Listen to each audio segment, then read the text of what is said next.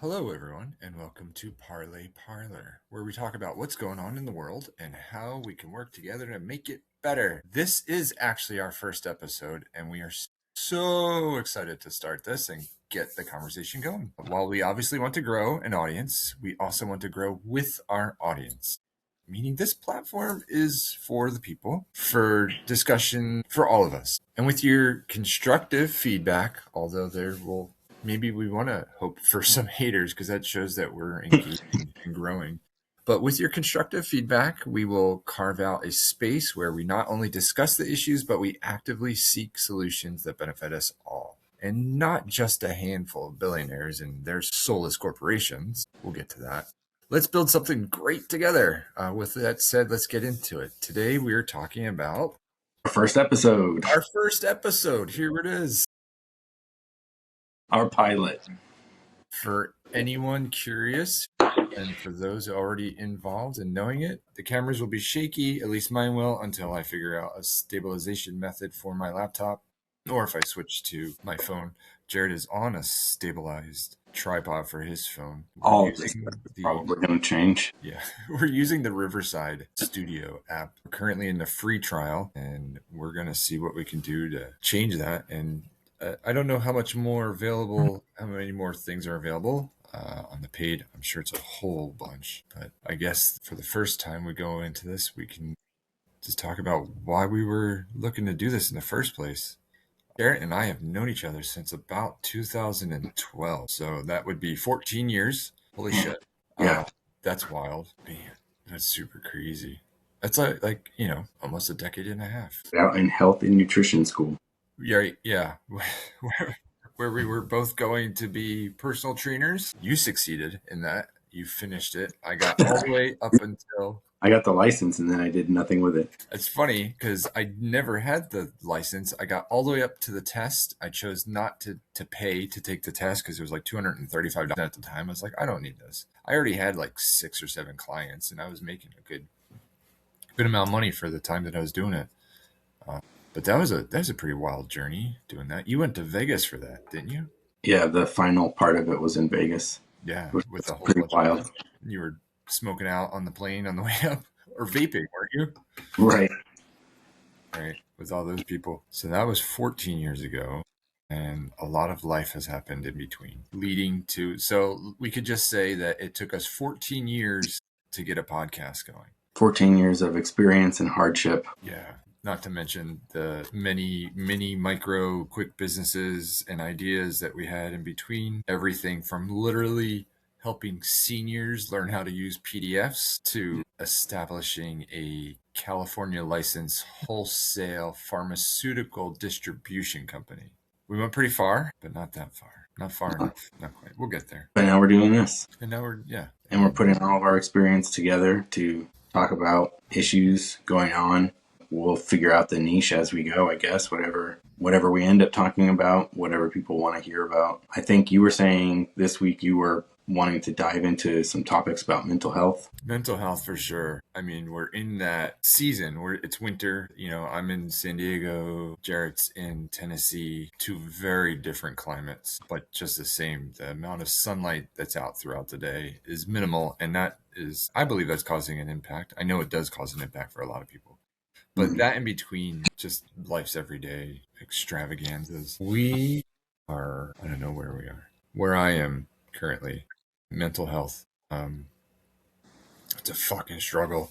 I want to talk about it in ways that are meaningful and insightful and cause a little bit of unease, because I think that's when we start to really learn stuff about ourselves and start to grow, is in that kind of odd pain threshold of uncomfortableness. And a lot of people use the phrase get comfortable with the uncomfortable. And I could tell you firsthand, like, that's made a huge difference in acknowledging my own personal struggles and wanting to grow as a person, as a husband and father, and just a man in this world. There's not a lot of us that are, or at least the circle I've been around lately, there's plenty of emotionally intelligent men, but that in of itself, it seems few and far between. The wars and the trouble and the crap that started are generally by unemotionally intelligent people. Mm-hmm. Gotta be a better way to say that, but really feel that if we had the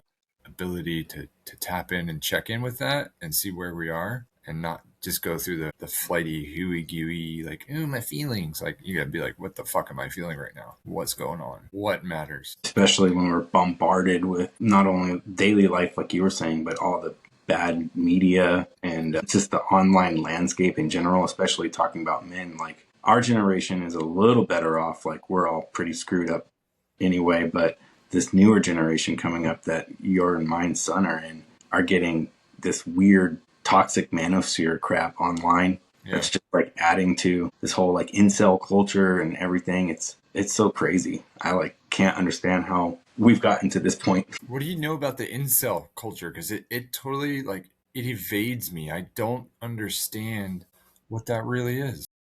It's involuntarily celibate. So basically kids who haven't been laid. It's like essentially what it boils down to.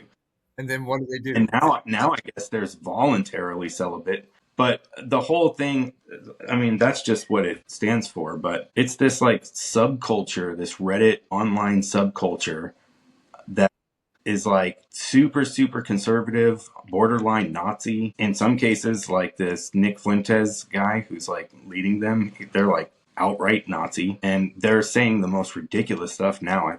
I don't know what's going on. I don't know if they're out of things to say, but they've been steering young men wrong for a while now. And now they're saying things like having sex with a woman for anything other than bearing children is gay. You're gay if you do that. Wow, they're just It's like the literally doubling and not tripling the down. definition of gay, but okay. Yeah. And so with that, are there women that find that mentality attractive? Absolutely not. I think that's the whole thing is like they're doubling down on this unfuckability. Yeah, I don't. It seems odd to me. And then at the same time on the women's side, this whole like there's the have you heard of the trad wife I movement? just heard that phrase. I literally just heard that phrase. God, it was this past week. I was talking to my oldest kid about it, and she mentioned that. And I was like, what is that? She's like, trad wife. I'm like, yeah, you keep saying it. What does it mean? She's like, traditional wife. I'm like, what the fuck are we It's talking about? basically like young women being like, we should get the fuck back in the kitchen. Yeah. And all this to say, like, this is the landscape that we're in. Like, it's so insane today. I know. Fuck. That's so we've got guys that are not wanting to have sex with women. You're gay if you have sex with a And you're woman. gay, and now you're Unless gay. they have a baby. That's the only manly thing to do. Okay. I'm starting to wonder if maybe they're just like really into masculinity, like a little too much, like they actually are gay. I think I'm picking up what you're putting down. Yeah. And they're just like doing mental gymnastics to avoid just being like, I'm gay. I want to smoke pole. I saw a clip of someone describing homophobia in a totally new light. I'll probably mess it up. I'll have to find it and talk about it again. But it was something to the effect of people are homophobic not because they don't like gay people, but they're angry at the ability to be openly gay out in public. And these people who are homophobic are giant closets. You know, they're in a closet. Many of them. Yeah, yeah, right. Like, I mean, the whole thing with every time there's a Republican convention in any city, Grinder the used servers go down. I'm like, are we?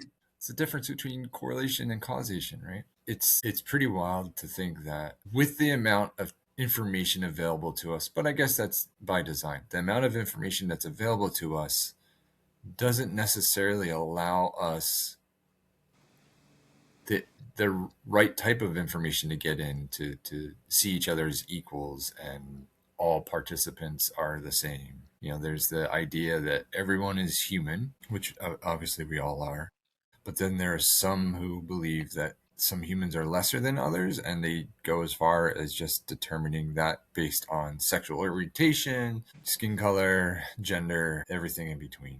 I don't know. It seems like a cop out for someone having a really small brain. Yeah. You see it a lot out here. It's like Yeah. super Trump County out here. I've met plenty of people who have a good head on their shoulders and even people who are Trump supporters because I guess they're not paying attention, but they're otherwise really good people and they're just have been duped or like I said just not paying attention. But yeah, a lot of people out here are genuine Trump supporters, dyed in the wool MAGA hat wearing. I just saw a guy at Walmart the other day with a swastika tattoo with an eagle perched on it on his leg, just like proudly on display. I liked the part when Nazis were afraid to come out in public. Yeah. We talked about that before. You said that you were kind of glad that it's the way that it is because now you can point them out. Yeah. Yeah, like if you've got your red MAGA hat on, or your tattoos that you're proud to show, or your 1776 shirt, it's like, thanks. Yeah. I know.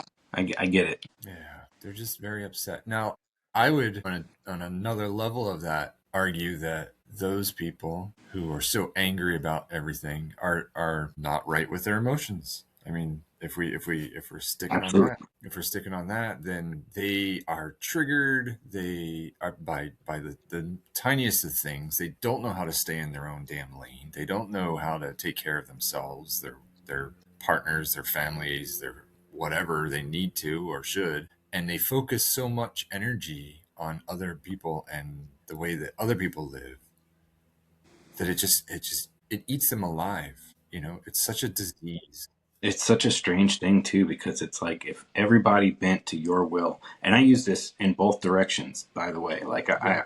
I'll say this to people on the left and people on the right, as far as discrimination against people go. If everyone bent to your will tomorrow, what does that do to change your actual living situation? And so, like, if everybody all of a sudden tomorrow became, Christian, God fearing, gun loving Americans, is your week to week check going to change? Is it all of a sudden going to go up because everyone's Christian? Is your actual living condition going to change? Like, that's what is eating away at your mental health, not other people. Yeah. I mean, in some cases, it's other people, but not in the way that, it's put to us to turn us on each other and make us basically hate each other. I mean, I'm just thinking about the whole I mean, that's pretty wild to think if everyone bent to your specific will, or let's just say the entire world or just the nation went completely Christian on that side. Let's say that one, because that one's a pretty gnarly one. How much would change? How many people would then get along with each other?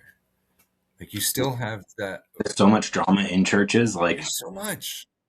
it's not it and yeah, I don't know. It's just not gonna it's not gonna fix anything for you to make everybody be like you so that you feel comfortable. Like Yeah. that's the best that's gonna happen, is you feel comfortable. And in reality, I think we'd start to go into like uncanny valley territory where everything is exactly the same and cookie cutter, and we all start losing our minds because of that. Yeah. Stepford Wives stuff. Well, maybe the incels and the trad wives would be happier. They'd be fine. Yeah. Well, what would they do with each other? Like well, the incels are involuntary. I guess there's this new one that's voluntary celibates. Like, I guess, so you're monks? You're Nazi monks? Is that how that works? That's a strange road to cross. I don't know. I honestly couldn't imagine having that much hate or discontent for any other single human, let alone an entire group of humans. So much so that I would ink my body to say, I don't like group. I hope you die. I hope you die. I'm going to wake up and Tattoo that across your head and go out in public. I hope you die, with a finger that's like you right, specifically. yeah, like it's sticking out. Or I mean, plastic surgery's gone pretty far. Maybe you can actually have a tiny hand up there A little and just walk pinky finger. right above your. Don't look him in the eyes; he'll turn you to stone. But yeah, it's all like, God, I don't even want to really talk about Trump, talk about fucking up my mental health. It's all contributing to this like culture that we're in that is just eating away at us. Like, you and I have been through some horrible shit that, I'm sure at some point in the podcast we'll get into as we get deeper into our backgrounds and stuff. But we've had some pretty gnarly stuff thrown our way. Yeah. And that's hard enough. And to have to like dredge through all of this other crap in the world, all these lies and manipulation and wars now, endless wars. I guess that's a big reason for me personally why I really wanted to do something like this and start a podcast like this. It's to try and help people not only navigate like what's going on in the world, but also how to like use that information and, like you were saying in the beginning, better ourselves Mm-hmm. as individuals, as fathers like you and I. and as husbands, and then just as people. And I think a big thing I'd like to see happen, hopefully with the audience that we eventually attract, is that we can start to bridge some gaps and maybe open some eyes of some people who have been trapped in that type of small thinking, but also to show the other side that like we're not enemies. You know, we're all just regular people, and our enemies are up at the top, keeping us divided and doing a pretty fucking good job of it. If you look There's around the world yeah, today, there's quite a few people doing a really good job at creating the divide and keeping that divide ongoing. Yeah, it puts a lot of things into perspective when you just as something as simple as someone cutting you off while you're driving. It's not. I mean, I don't know if there's a subconscious thought for those who are being cut off and they just get so enraged with the idea that you're behind the vehicle, behind the wheel of a car, your vehicle is accelerating or decelerating, whatever, and another car cuts you off. And maybe subconsciously you're realizing, well, that's really dangerous. Someone could get hurt. And your reaction, not your response, your reaction is, F you, man. I'm going to come back and I'm going to do the same thing to you, or I'm going to drive up really close to you. Where in reality, all you need to do is just back off. Just back off and take an assessment of the area, the situation. You're going to get to your destination. You're still going to get there. Be safe, be kind. Like, it doesn't cost anything to be kind. That's been essentially my mantra for the last 5 or 6 months of 2025 was just, it doesn't cost anything to be kind. Nice doesn't have to have a price. yeah, And yeah, which is just another, that's another thing contributing to all of this, is that it feels like everything has a price nowadays. yeah, exactly. Or the thing that I think I've even struggled with this is that if I can't generate an income from it, why do it? Yeah, I mean, I've been there. We've both been there. We've been there many times for I many years. hate that line of thinking so Yeah, much. yeah, It happens to me all the time because I'm looking at everything that I have the responsibilities for, and then I'm looking at my schedule, and I'm just like, when do I have time to do something that isn't making me money? I'm behind on money and I have no time constantly. yeah. And I know like that's how millions of people are living. But I'd argue that there's at least 1 billion people living that way. Yeah. There's 8 billion people in the world right now. I mean, think globally, act locally. We're good or bad. We're generally just within our own circle. Some people have that innate ability to immediately think outside of that circle. But yeah, I mean, that's probably why we didn't even get this thing started. However long ago I put that, just that little Google Doc, talking about doing a podcast. And Yeah, and that's a big part of it. I think was like, oh well, we have got to get money. We've got to get money, mhm, and I think we finally got to the point where we're able to start this because we're like, you know what, we want to get out there and get our point of view out there. Help people navigate, like I said, and we're hoping to monetize the community, obviously, but we're not looking to do it through a bunch of ad reads and corporate sponsorships or anything like that. yeah, We're looking to do it from the ground up, probably primarily through Patreon and in that type of situation. Like, we'll be funded by whatever audience grows with us. yeah. You got Donation based. It reminds me of that scene in Wayne's World. It's the second time in 2 days that I've referenced Wayne's World, where they're talking to I think it's Rob Lowe's character, right, who I can't remember his character name in the movie, where they're just talking about corporate sponsorships, and they're like, he's holding up a Pepsi can, and he's like, choice of a new generation. He's eating Doritos. Martha's eating Doritos and shit. I'm like, we're not going to be corporate shills at all. Well, I'm looking at the Google Doc here too, and on some of these, like the breakdown, if we do what we were talking about before and just do bullet point topics, especially if we like say we do like three bullet points, one's like current events, one's tying the mental health aspect into that, and then something to wrap it up. We could have a ton of episodes really fast if we are just like right now, we could be talking about Venezuela. That's a whole that's an episode by itself, not an intro. That's a series. Yeah, seriously, it's going to be a series. It's going to be like the next Iraq. So we can definitely get into that, and then of course that's going to have a bunch of mental health impacts on not only the people being sent there on the ground, but everything, that's all the fallout that's going to happen for it, there and domestic. So So yeah, like we just come up with topics like what's going on, and then the ones that we see as important to talk about. Not that others are unimportant, but I want our listeners to stay focused on the things that we can actually make a difference with. Mm-hmm. And that's not to say that, some fights aren't more important, or some fights aren't important, because everyone's fight is important. But I go back to what I was saying earlier. Like, if we win that fight tomorrow, how does it better your life? Yeah, Really? Is it just like a kind of point of pride fight, or is it like we're going to make actual progress? So that's the kind of things that I want to focus on, the type of topics that I think we should put together, and then always tying in the mental health aspect, because I think, yeah, this country, all of us, I mean, when I say this, I'm including myself, obviously. We're at like a mental health crisis. absolutely. It's depressing out there. Yeah.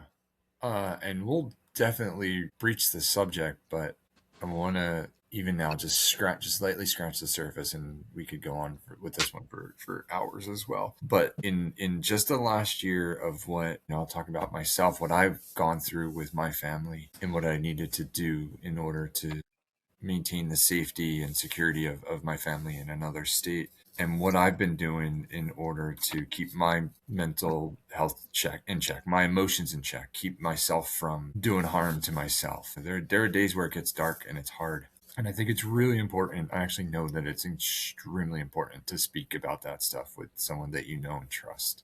And sometimes you need to say the same thing over and over again to different people that you trust. I mean, that's meaning that you have a larger circle. And I feel really beneficial that my circle has grown, the way that it has, like to Jared, one of my closest, probably my best friend at this point, of just sharing things and being available to each other.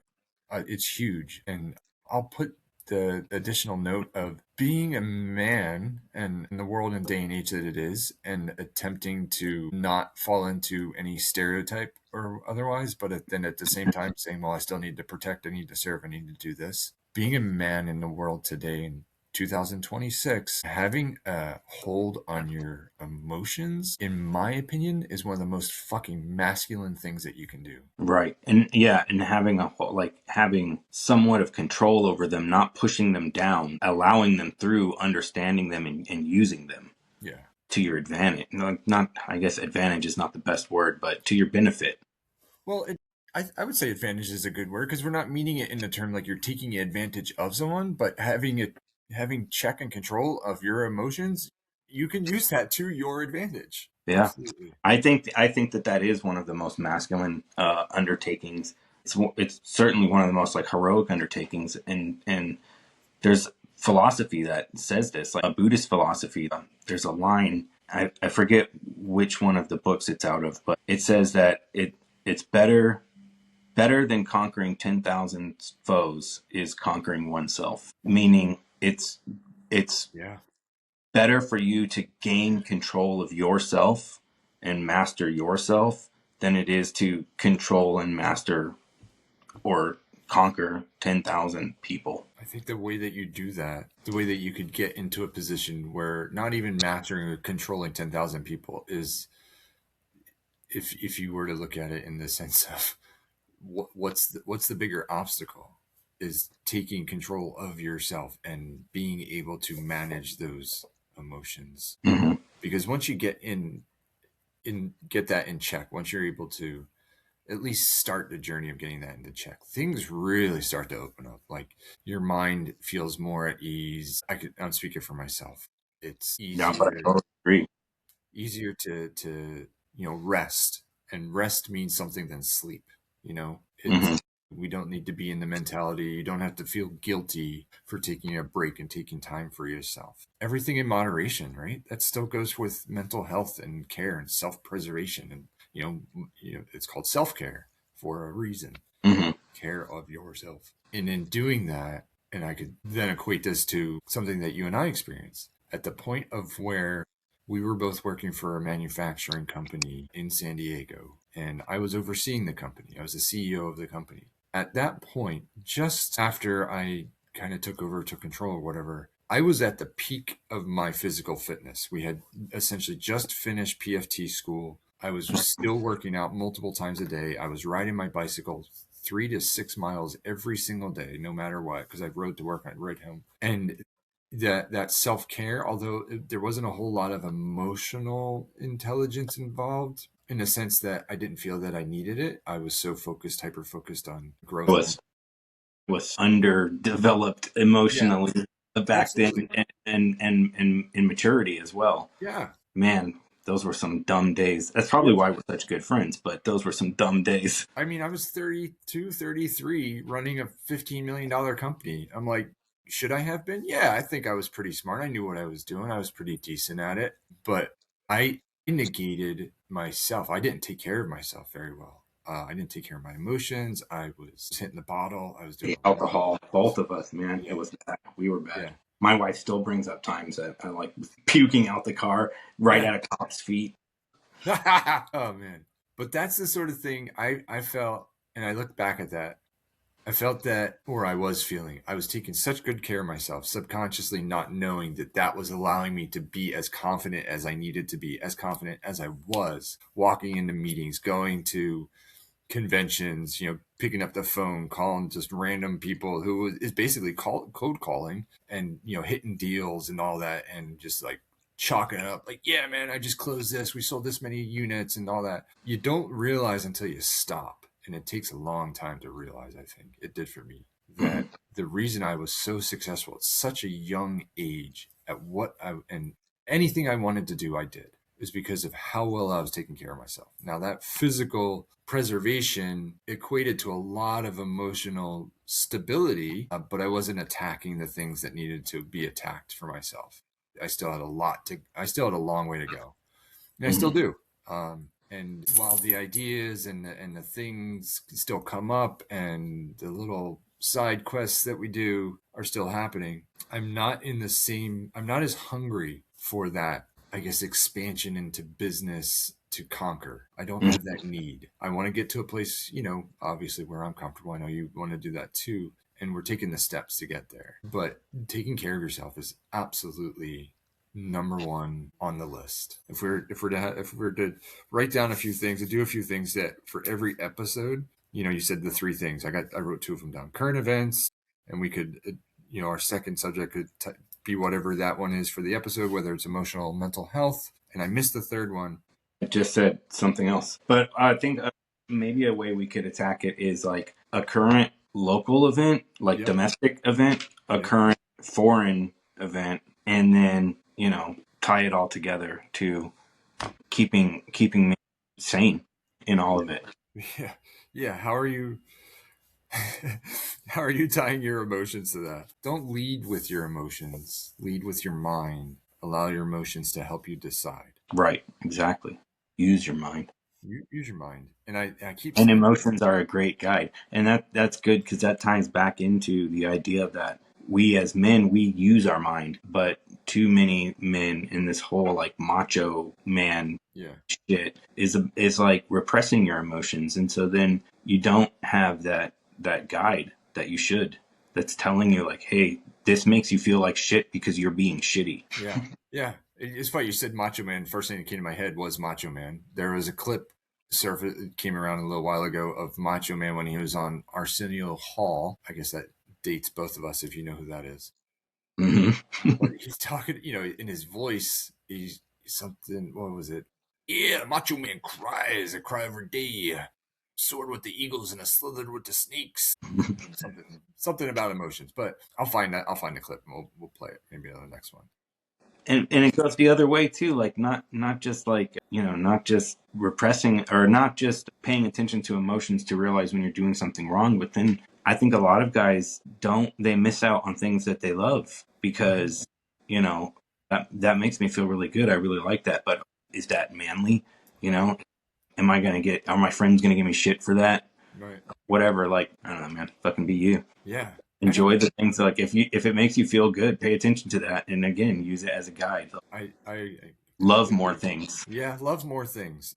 That's I had my own little notes that I was writing down before we started this, and I'm like, what's something I want to do every time, like every episode, whether it's secret or not, or I say it directly. The thing that like as simple as it is, I just wanted to at some point, maybe while you're talking and just kind of slip it in or whatever. Anyway, so every episode at one point in time or another, I'll just say it, and this is for everybody. This isn't meant for one single person, and it isn't meant for any single instance, but it is just that for every bit of the person that I am and want to be, I love you, whoever that is. If you need it, you need it to hear it. I love you.